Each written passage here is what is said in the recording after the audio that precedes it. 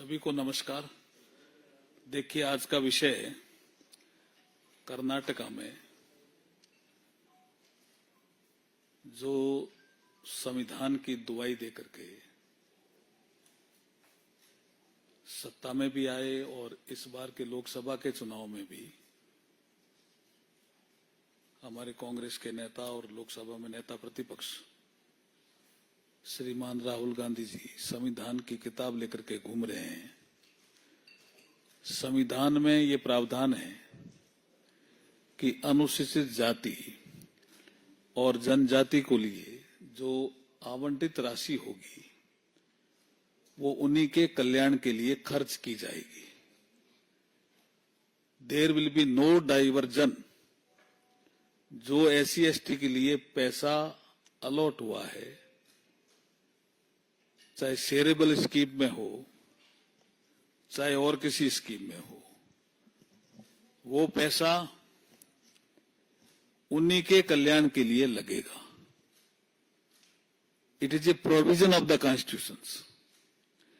और कर्नाटक में जो एससी एसटी के लिए पैसा दिया गया या आवंटित था, उसका डाइवर्जन कर दिया गया।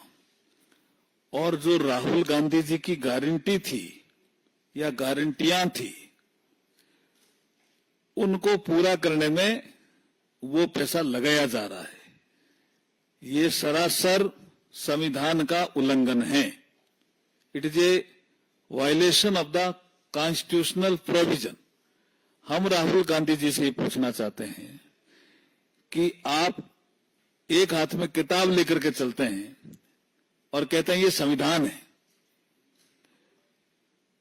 और जब हमारी लोकसभा में बहुत से लोगों ने पूछा इसके चैप्टर कितने हैं, इसके पेज कितने हैं संविधान में, तो कोई जवाब नहीं दे पाए। और आर्टिकल 338 में ऐसी कमीशन की व्यवस्था की गई, अनुसूचित जाति राष्ट्रीय आयोग की व्यवस्था की गई है। उन्होंने भी अपनी रिपोर्ट में कहा है कि डाइवर्जन हुआ है कर्नाटका में, और कोई छोटा मोटा फंड का डाइवर्जन नहीं हुआ है, बड़ी मात्रा में फंड का डाइवर्जन किया उन्होंने। आप देखिए कि एससी एसपी और टीएसपी इन दोनों के लिए 39,121 करोड़ जो पैसा था, उसमें से 14,730.53 करोड़ रुपए की राशि जो एससी एसटी के लिए था, कल्याण के लिए, वहां से डाइवर्जन किया 14,730 करोड़ का। और वो जो कांग्रेस ने वहां गारंटी दी कि हम बिजली का बिल माफ करेंगे या जो भी गारंटी दी, उसमें खर्च कर रहे हैं। ये खुला उल्लंघन है संविधान का। और अनुसूचित जाति के कल्याण के नाम पे जो सरकार आई, वो अनुसूचित जाति जनजाति समाज का गला घोंट रही है। उनके कल्याण में जो आना चाहिए वो इनके राजनीतिक मजबूरियों में पैसा लगा रहे हैं, डाइवर्जन करके। हम इसकी निंदा भी करते हैं और कठोर कार्रवाई की मांग भी करते हैं।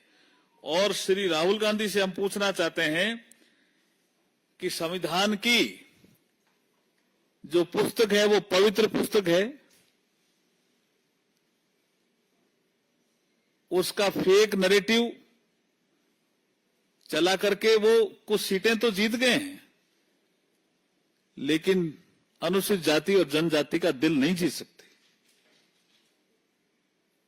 इसलिए हम कठोर कार्रवाई की मांग कर्नाटक सरकार से करने के लिए आपके बीच में उपस्थित हुए हैं। और राहुल गांधी जी, हम स्पष्ट करना चाह रहे हैं कि ये आपका जो दोहरा चरित्र है वो जनता देख रही है, आपको इसमें क्या कहना है। देखिए, जब वित्तीय अनियमितताएं होती है तो संविधान में ही प्रावधान है, और कर्नाटक सरकार को एज पर कॉन्स्टिट्यूशन कार्रवाई करनी चाहिए। और एक चीज और सामने आई है कि जो महर्षि वाल्मीकि अनुसूचित जनजाति विकास निगम था, उसके जो लेखा अधीक्षक है चंद्रशेखरन पी, उन्होंने 21 मई 2024 को जो सुसाइड था उसमें भी उन्होंने लिखा है, नोट में भी, कि इतना प्रेशर था उन पे फंड डाइवर्जन का। तो इस सब में कार्रवाई की हम मांग कर रहे हैं। उन्होंने क्या समझा कि सत्ता में आने के लिए कुछ भी कर लो। ये जो सिस्टम एक फेक नैरेटिव का जो प्रचलन शुरू हुआ है, वो लोकतंत्र के लिए अच्छा नहीं है।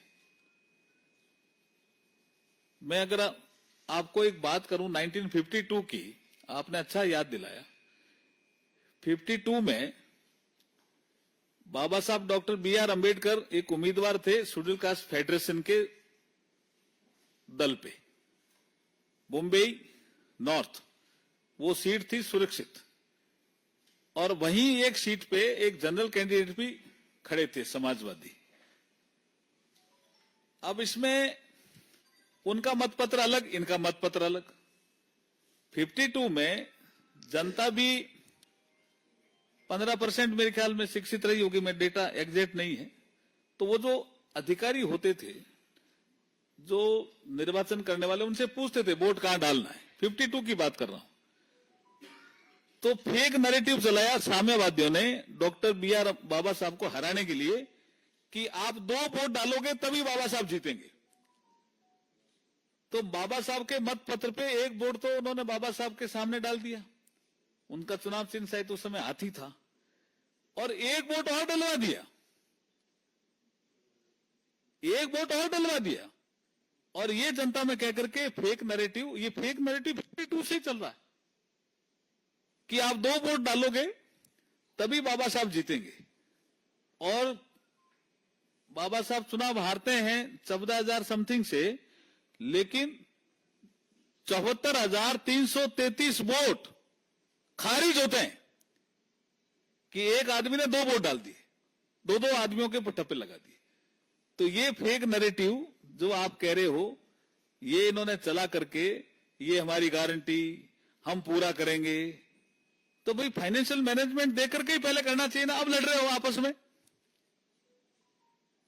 मैंने भी संकल्प पत्र राजस्थान का बनाया है पूरा। मैंने उसमें हम इकोनॉमी की साइज कितनी रखेंगे, हमने $350 बिलियन कहा। हम 500 भी कह सकते थे, लेकिन हमने राजस्थान का फाइनेंशियल मैनेजमेंट देखा, रिसोर्स देखा, कितना रिसोर्स आता है, उसके आधार पर ही हमने $350 बिलियन रखा। उन्होंने ये देखा ही नहीं कुछ फाइनेंशियल मैनेजमेंट, और अब लड़ रहे हैं। जनता पिस रही है और अनुसूचित जाति जनजाति के आदमी परेशान हो रहे हैं। उनको लगा भी ये कल्याण करेंगे, ये अपना कल्याण कर रहे हैं और उनके पैसे के दम पर कर रहे हैं। पैसा अनुसूचित जाति जनजाति वर्ग के लिए अलॉट है, उस पैसे को निकाल रहे हैं और निकाल करके गारंटी पूरी करने का काम कर रहे हैं। ये जनता के साथ धोखा है। कॉन्स्टिट्यूएंट असेंबली की डिबेट देखो, उस समय ही आप बाबा साहब बी.आर. अम्बेडकर साहब को याद कर लो ना। यहां उन्होंने कहा प्रॉपर्टी एक्ट लागू नहीं है क्या, सीआरपीसी लागू नहीं है क्या, उस समय भी डिबेट थी। यह विषय अभी लॉ कमीशन ऑफ इंडिया के पास है और राज्यों ने इसमें तेजी से काम करना शुरू किया है। गोवा में पहले ही से यूसीसी है, उत्तराखंड ने लागू कर दिया है, राज्य भी इस दिशा में तेजी से कदम उठा रहे हैं। और लॉ कमीशन ऑफ इंडिया की रिपोर्ट के बाद आपको बताएंगे बैठ करके। देखिए, सुप्रीम कोर्ट के आदेश का सम्मान करना चाहिए। और मैं तो ये समझ रहा हूं कि मैं 2 दिन से देख रहा हूं आपके प्रिंट मीडिया में भी और आपके इलेक्ट्रॉनिक मीडिया में इस निर्णय की तारीफ हो रही है। सेंट्रल गवर्नमेंट का पैसा, तभी तो ऐसी कमीशन ने पॉइंट आउट किया है, हमारा पैसा भी वो डाइवर्ट कर रहे हैं। हम कह रहे हैं कि भाई ये अनुसूचित जाति जनजाति कल्याण के लिए है, उसमें लगाइए। वो कह रहे, वो उनकी प्रेशर आ गया जो अभी प्रज्ञा जी कह रहे थे फाइनेंशियल मैनेजमेंट कहां से करे, तो यहां से करना है क्या? ये दुरुपयोग है, it's a misuse of power. Thank you जी। बहुत बहुत धन्यवाद।